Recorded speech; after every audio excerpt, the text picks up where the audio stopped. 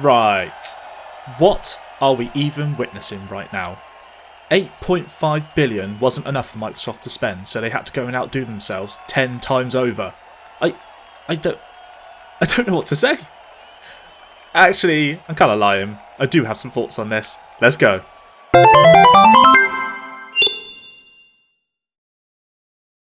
I'm just going to jump straight into this. What is happening? Regular listeners of the podcast will know that Eddie, Pete, Ben and I are all very fond of Game Pass and Xbox in general. So imagine our surprise when we woke up to find out that Activision Blizzard has been bought by Microsoft. This has got to be the biggest shake-up in gaming in our lifetime. Now, just in case you've been living under a rock for the last several days, on the 18th of January 2022, it was officially announced that Activision Blizzard will be joining the Microsoft gaming family. It only cost them 68.7 billion. Only. That's Overwatch, Diablo, Call of Duty, World of Warcraft, Candy Crush, not really sure about that one to be honest with you, and StarCraft, just to name a few of the huge franchises that will now be, presumably, in the near future, exclusive to Xbox. Other well-known franchises to join the Xbox umbrella include Crash Bandicoot, Spyro, Tony Hawk, yes! And Guitar Hero, just to name a few more. So what does this mean for us gamers? Well, let's begin with the obvious. Xbox gamers are going to have a huge back catalogue of games added to Game Pass when the deal officially closes, adding incredible value, even more so than it already is, to this amazing service. Now, I want to clarify, I myself am an Xbox gamer. However, I love games in general and can fully respect and admire other platforms and their games. However, this is just on another level. What it means for the present, the not so distant future, and for years to come will be very exciting to see play out. Do you remember when Game Pass suddenly became full of Bethesda games back in March 2021? Doom, The Elder Scrolls and Fallout all joined the service, much to Xbox gamers' delight. Now, imagine that, but on a much grander scale. This is backed up by the post Phil Spencer made on Xbox.com on January 18th, which reads, "Until this transaction closes, Activision Blizzard and Microsoft Gaming will continue to operate independently. Once the deal is complete, the Activision Blizzard business will report to me as CEO, Microsoft Gaming. Upon close, we will offer as many Activision Blizzard games as we can within Xbox Game Pass and PC Game Pass, both new titles and games from Activision Blizzard's incredible catalogue." Let's take a look at that word in there. As many Activision Blizzard games as we can within Xbox Game Pass and PC Game Pass. This could turn out to be just a handful, or it could be such a huge addition that Activision may need its own section on the Game Pass library, because let's be honest, there are a shit ton of games there and Game Pass can already be overwhelming as it is. If you've got any ideas on this one, I'd love to see your comments down below.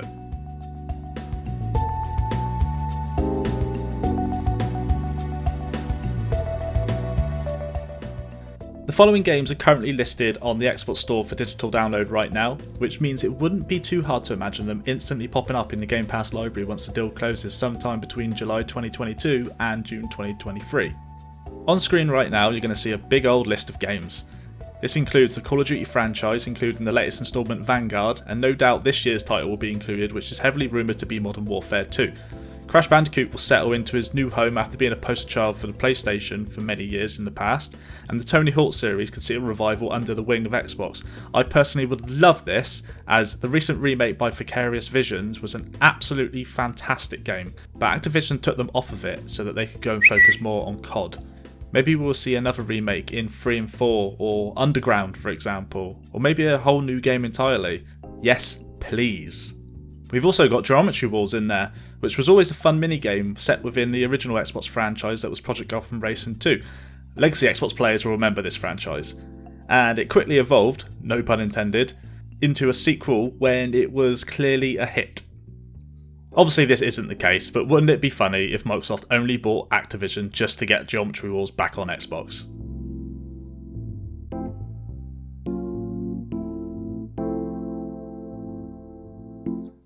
One of the more interesting aspects of this deal is this.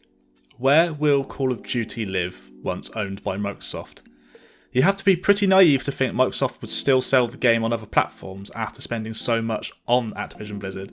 However, one could argue that maybe they make the latest COD games exclusive day one releases on Game Pass for a month or two, and then PlayStation releases follow after that. That's one idea. The more likely scenario, though, is Xbox exclusivity. A snippet from the Wall Street Journal from a Sony spokesperson recently said, "We expect that Microsoft will abide by contractual agreements and continue to ensure Activision games are multi-platform." Now, does this mean Sony believe nothing will change, or does it mean they are getting a bit nervous about the future of this acquisition? Phil Spencer is quoted by Bloomberg saying, "I'll just say to players out there who are playing Activision Blizzard games on Sony's platform, it's not our intent to pull communities away from that platform, and we remained committed to that." Now, that's quite a coy statement if I'm honest, as the word intent means there is wiggle room to adjust how they see fit. Now, let's be honest, the likelihood COD stays multi-platform is slim, but at this point it is all speculation. My best guess is existing contracts will be honoured in the same manner Deathloop and the upcoming Ghostwire Tokyo will be timed exclusive for Sony's platform. Then after that, the only way to play these games is by jumping in with Xbox. I've got an idea for this one, but more on that in the what could the future look like section of this video. Now I don't want to speculate, as obviously I don't work for Xbox, but I imagine what will happen moving forward is Warzone will remain on all platforms, including PlayStation, and any new Call of Duties once the deal has closed will be Xbox exclusive. Microsoft are not going to pass up on that Battle Pass income. We also have to factor in, as Warzone is an existing game available on PlayStation, it won't cease to exist when Microsoft take over. We've seen this before with Minecraft. Microsoft didn't stop that from being available on other platforms after they bought it, so we will most likely see something similar here.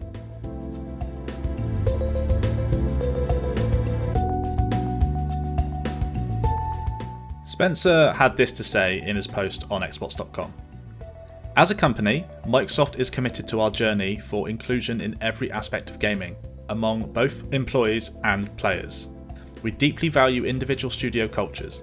We also believe that creative success and autonomy go hand in hand with treating every person with dignity and respect. We hold all teams and all leaders to this commitment. We're looking forward to extending our culture of proactive inclusion to the great teams across Activision Blizzard." This is an interesting one to me because, as many of you will know, Activision Blizzard have been very much in the news essentially all last year due to the practices and workplace environment that made women feel uncomfortable, sexually harassed, and feeling unable to progress in their roles or being paid less for doing the same job as their male counterpart. This has led to a lot of people, myself included, boycotting Activision Blizzard, and for good bloody reason. I don't want to help encourage that sort of behaviour by buying the games that keep those people in jobs. That being said, it isn't every single person within the company like that. However, they've been caught in the shitstorm that is a toxic work environment. That does bring me back to Spencer's quote though, especially the treating every person with dignity and respect part. I would assume Spencer is addressing the negative environment many have had to endure over the last several years or so, and now that should change with Microsoft as the parent company. I haven't mentioned anything about Bobby Kotick yet, and to be honest I don't want to. He's just not a very nice guy, and that's being extremely polite. Once the deal is done, however, we can only hope he is removed from the company.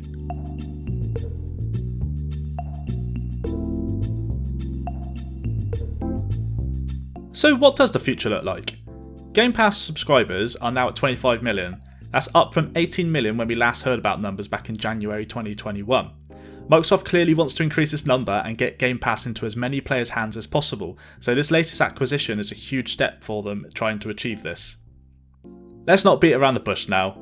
Microsoft obviously want to make money. The deal is due to close in the 2023 fiscal year, which is between July 2022 and June 2023. And not only will this bolster an even bigger back catalogue of games to Game Pass, it would give huge IPs exclusivity to the Xbox brand. Not only this, but by buying Activision Blizzard, Microsoft now have the opportunity to course correct the company, removing the toxic work environment and allowing the developers to create more freely without the negativity Activision has been surrounded with as of late. It's a bit cheesy to say, but I think you'll understand my point here. Happy employees create their best work. So Microsoft fixes what's wrong behind the scenes, developers will flourish and create amazing games. That equals amazing games for Microsoft's platform. It's a long game no doubt, but change has to begin somewhere. Ultimately, Xbox gamers are going to have a fantastic library of games to play from moving forward, and although PlayStation players are going to be rightfully pissed with this news, I personally envision a future where Sony allow Game Pass on the PlayStation. PlayStation gamers will then have the best of both worlds, first party exclusives and Xbox games on PlayStation. Sony gets the games, Xbox gets the subscriptions for Game Pass. Everybody wins. Anyway, that's my crystal ball moment and should be taken with a huge grain of salt. Let me know what you think by dropping a comment down below, and with that, I'll catch you in the next one. As always, thank you for watching this video. So once you've liked and subscribed to us on YouTube, you can follow us on Twitter, watch us live on Twitch, or even better, if you want to hear from us, be sure to check out our Grumpy Gamers podcast, which is available every Wednesday on Spotify, Apple Podcasts, Google Podcasts, or wherever you download your pods. But for now, it's GG.